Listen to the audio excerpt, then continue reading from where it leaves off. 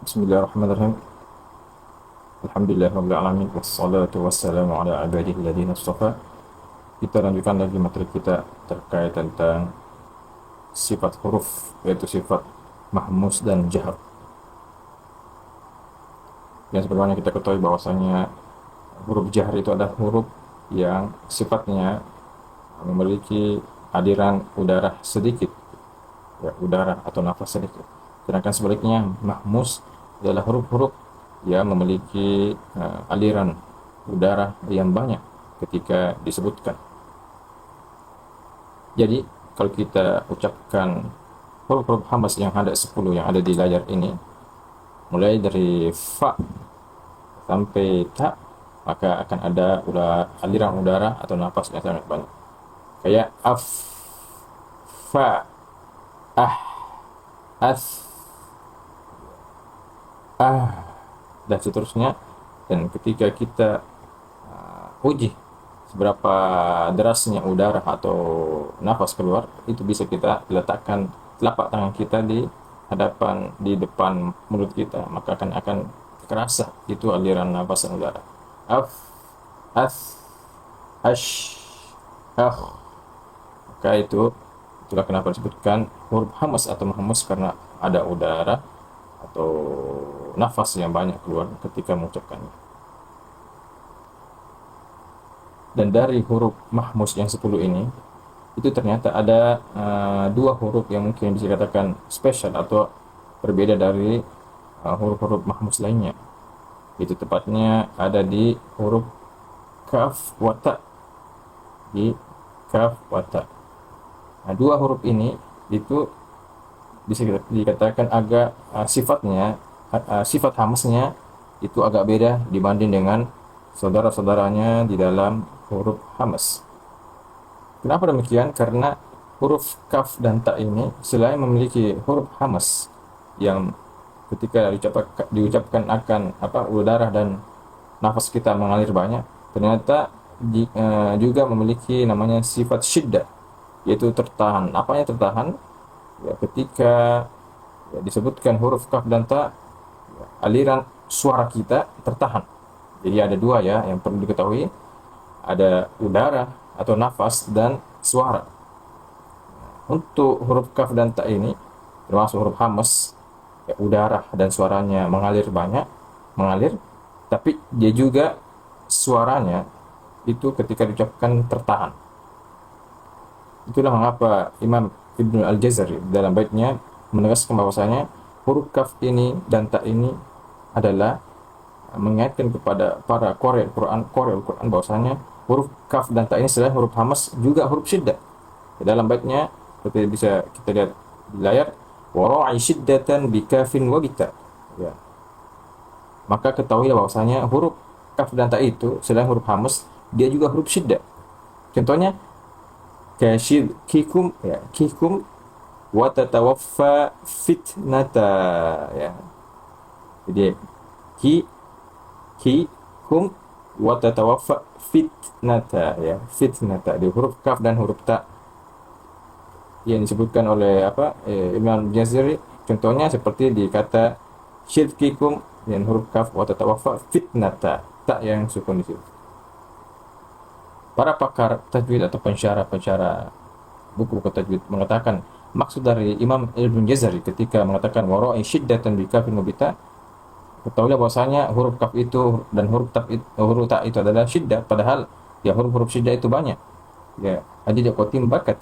Kenapa Imam Jazari menegaskan di huruf kaf dan huruf ta?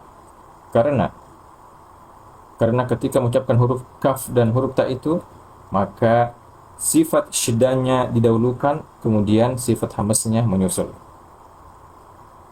Karena kata pakar, ya, menggabungkan sifat syiddah dan sifat hamas, mengalirnya terputusnya suara dan mengalirnya udara atau nafas secara bersamaan itu tidak bisa. Ya, ini menurut Dr. Ayman Suwaid tidak bisa. Maka solusinya adalah ya, sifat syiddahnya dulu, yaitu tertahan suaranya, kemudian berikan aliran nafas secukupnya setelah mengucapkan setelah sifat syiddahnya. Contohnya seperti pada huruf kaf ya. Kita sukunkan. Jadi ak ya, ak. Jadi ketika mengucapkan kaf itu kaf sukun ak, jadi tertahan dulu suaranya, baru ada aliran hamsnya, udaranya atau nafasnya setelahnya. Ak ya, ak. Jadi jelas sekali setelah tertahan suaranya ada hembusan nafas. Begitu juga pada huruf ta. At ya, at. Jadi ada hembusan nafas setelah tertahan.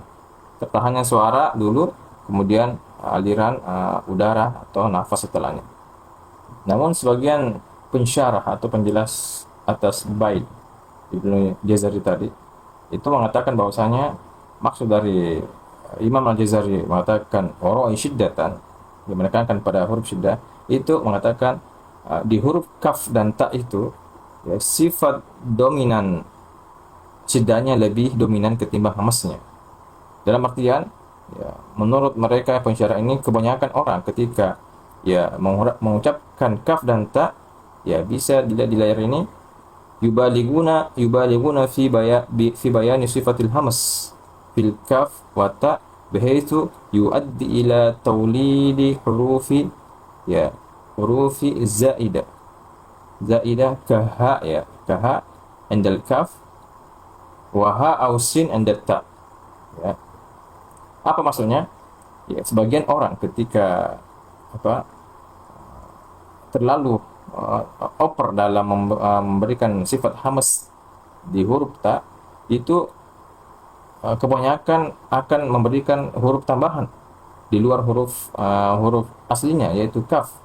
Ya, contohnya seperti kata pensyarah ini, itu di huruf kaf seperti ha. Saya contohkan kayak ak ya, ak. Jadi hembusan nafasnya, ketika banyak sekali hembusan nafasnya, seakan-akan setelah kaf itu ada huruf ha. Mungkin bisa saya tulis di layar kayak gini ya, ak, ak tambah ha ya, ini ak, ak. Nah itu yang dikhawatirkan oleh pensyarah ini, bahwasanya ketika huruf hamasnya terlalu nampak mengalahkan dominan huruf syiddah, maka seakan-akan ada tambahan huruf. Begitu juga pada huruf ta ya, enda ta. Kata pensyarah, ketika seseorang oper dalam memberikan huruf hamas di huruf ta, ya, seakan-akan ada tambahan huruf sin seperti at. Ada bunyi desis ya, sofir ya, at. Itu salah. Yang benar adalah dominan huruf sifat syiddahnya ketimbang hamas, yaitu tertahan, kemudian sedikit diberikan huruf sifat hamasnya setelah syiddah. Jadi at tertahan, at, ada sedikit hembusan nafas setelahnya, supaya terhindar dari kesalahan jatuh pada huruf ha, tambahan huruf ha dan huruf sin. Seakan-akan mengucapkan at tambah ya ha atau sin. Ya, untuk menghindari ini, maka berikan sifat hamasnya secukupnya dan dominankan sifat syiddahnya. At ya, at. Untuk lebih jelasnya kita praktekkan teori tadi, dan ini insya Allah kita akan bebankan kepada teman-teman untuk nantinya mengirimkan bacaan ayatnya ya, masing-masing lewat WA atau grup ayat yang kita akan tentukan di kesempatan ini, yaitu kita terfokus ke huruf hamas di huruf ta dan kaf seperti di layar.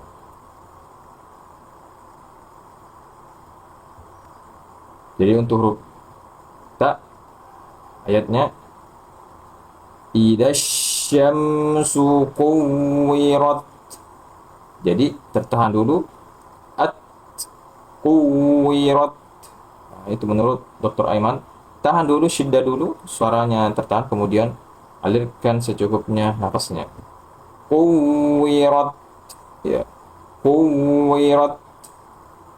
Kemudian huruf kaf, bima kanu yaktumun. Jadi tahan dulu, yaktumun. Ketika sudah, maka beri ketika sudah tertahan huruf suaranya, maaf, yak, yak, berikan secukupnya aliran udara setelahnya atau hamsnya. Yaktumun. Jadi silahkan dipraktekkan untuk dua ayat ini, dan untuk dokumentasi prakteknya bisa direkam melalui video dan dikirim di grup atau di lewat japri ke nomor saya, dan kita akan nilai. Demikian dulu teori dan praktek kita pada kesempatan ini. Semoga bermanfaat untuk teman-teman sekalian dan terkhusus pada diri saya sendiri. Wassalamualaikum warahmatullahi wabarakatuh.